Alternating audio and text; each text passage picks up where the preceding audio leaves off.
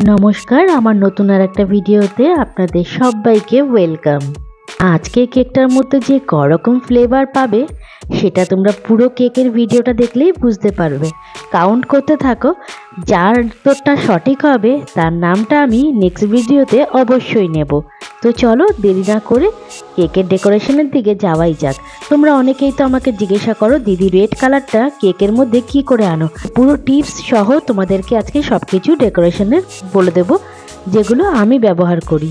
তাহলে চলো দেরি না করে প্রসেসিং শুরু করা যাক।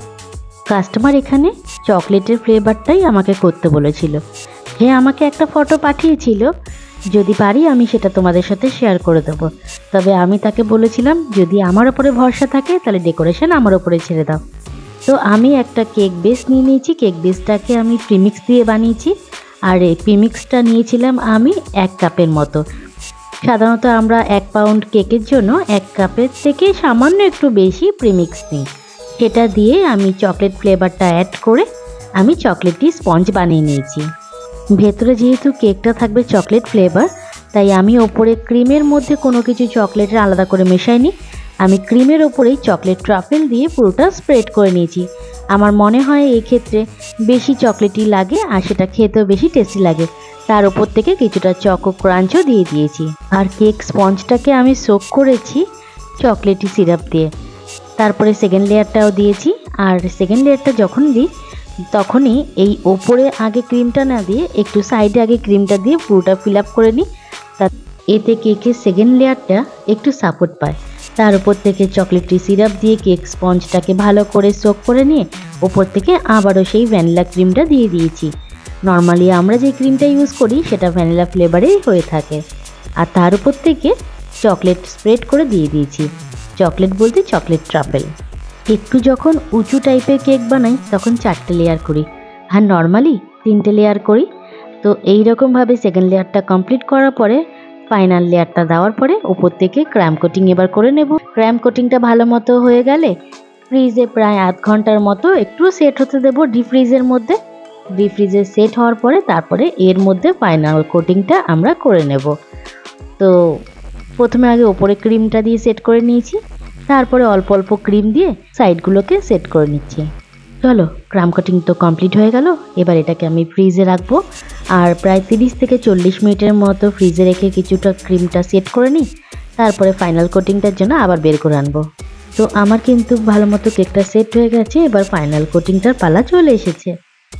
তো আমি উপর থেকে কিছুটা ক্রিম নিয়ে ভালো করে এখানে স্প্রেড করে দিচ্ছি। তোমরা যারা বিগিনার্স আছো, যারা প্রথম কেক বানানো শিখছো বা নতুন কেক বানানো শিখছো, তোমরা খুব ইজিভাবে তোমরা যে কোনো একটা পাইপিং ব্যাগের মধ্যে ক্রিমটাকে নিয়ে তারপরে কেকের উপরে সেট করতে পারো। আমি এই রকমভাবে সুবিধা হয়, আবার পাইপিং ব্যাগের মধ্যে ক্রিম নিয়ে সেটা করলে সেটাও সুবিধা হয়। যখন যেটা সম্ভব, যখন যেটা তাড়া লাগে তখন সেভাবে করে নিই। তো আজকে আমি নর্মালি ক্রিমটা দিয়ে এরমভাবে স্প্রেড করে নিচ্ছি একটা প্যালেট নাইফ দিয়ে। এবার ভালো করে চারিদিকে আগে প্যালেট নাইফ দিয়ে সেট করে নেব। দেখতে হবে যাতে উঁচু নিচু কোথাও না থাকে, আর থাকলেও সেখানে আবারও ক্রিমের লেয়ার লাগিয়ে সেই জায়গাটা সমান করে নেব। যারা প্রথম কেক বানানো শিখবে তাদের একটু অসুবিধা হবে, কিন্তু এটা প্র্যাকটিস করতে করতে হাত একদম সেট হয়ে যাবে। আমারও কিন্তু এখনও অনেকটা নড়বড় করে, তারপরেও ভয় পেলে হবে না, ভয়টাকে জয় করতে হবে। প্যালেট নাইফ দিয়ে ভালো মতো সেট করার পরে আমি একটা স্ক্র্যাপার নিয়ে নিয়েছি। এই স্ক্র্যাপারগুলো যে কোনো বেকারি শপেই পেয়ে যাবে।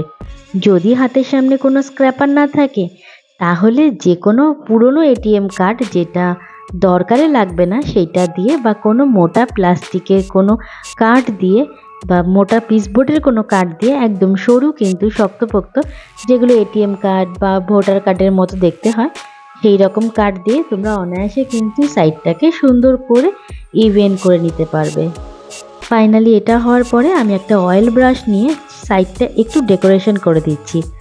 আমি কিন্তু কিছুটা সময় কেকটাকে সেট হতে দিয়েছিলাম, যার জন্য এই কেকের বডিটা অনেকটা সেট হয়ে গেছিলো। আর এখন যখন আমি ব্রাশটা দিয়ে করছি তো একটু সেখানে আনইভেন দেখাচ্ছিল, আর আমি এই ডেকোরেশনটাই করতে চেয়েছি। এখন আমি কেকের হাফ পোর্শন চকলেট ট্রাফেল দিয়ে কভার করব।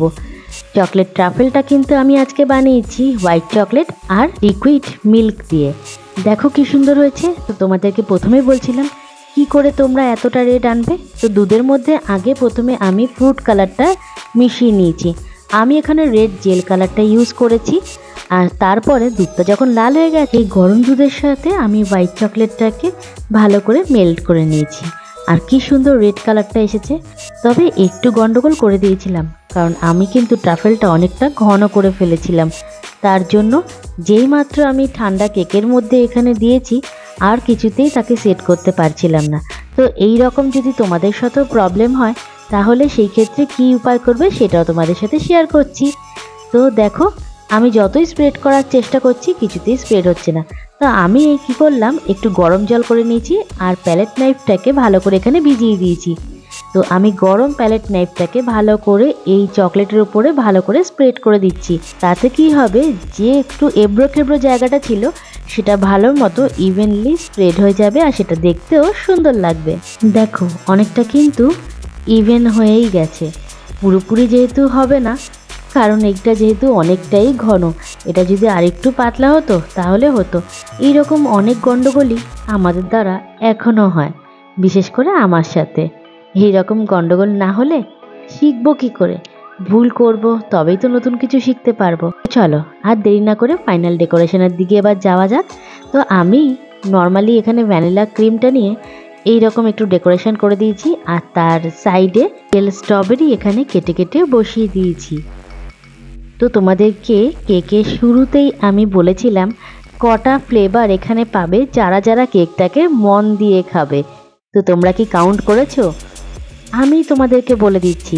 প্রথমে তো চকলেট ফ্লেভার পাবে, তারপরে এখানে পাবে ভ্যানিলা ফ্লেভার যেটা পুরো ক্রিমে রয়েছে, তারপরে এক সাইডে রয়েছে হোয়াইট চকলেট ফ্লেভার। আর হোয়াইট চকলেটের মধ্যে যে রেড কালারটা ইউজ করেছি সেটা হচ্ছে রেড রোজ, তারও কিন্তু আলাদা একটা এসেন্স রয়েছে। আর হোয়াইট চকলেট তো খেতে অপূর্ব।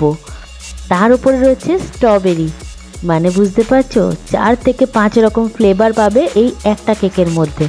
আর এই কেকটা যে কাস্টমার আমাকে অর্ডার করেছিল, এটা তার বাবা মার 36তম অ্যানিভার্সারি উপলক্ষে। আমার ডেকোরেশন তো পুরোপুরি কমপ্লিট হয়ে গেল, আর ফাইনাল লুকটা কিছুটা বাকি রয়েছে মনে হচ্ছিল, তাই এখানে একটু গোল্ডেন বলও স্প্রেড করে দিয়ে দিয়েছি। তো পুরো ডেকোরেশনটা দেখার পরে তোমরাই আমাকে কমেন্ট করে জানিও যে তোমাদের ভিডিওটা কেমন লাগলো। তোমরা শর্ট ভিডিওকে এত ভালোবাসা দাও, অথচ বড় ভিডিওগুলোকে একটুও ভালোবাসো না। তোমাদের জন্য এত কষ্ট করে ডেকোরেশনগুলো করি, প্লিজ একটু আদর করে নাও না তাদের। ভিডিওটা ভালো লাগলে প্লিজ লাইক, শেয়ার, সাবস্ক্রাইব। আর যারা এই ভিডিওটাই ফেসবুকে দেখবে, প্লিজ আমার চ্যানেলটাকে ফলো করে দিও। আর তোমাদের ভিডিওটা ভালো লাগলে ছোট্ট একটা কমেন্টও করে দিও। দেখা হবে আবারও। আজ চলি, হর হর মহাদেব।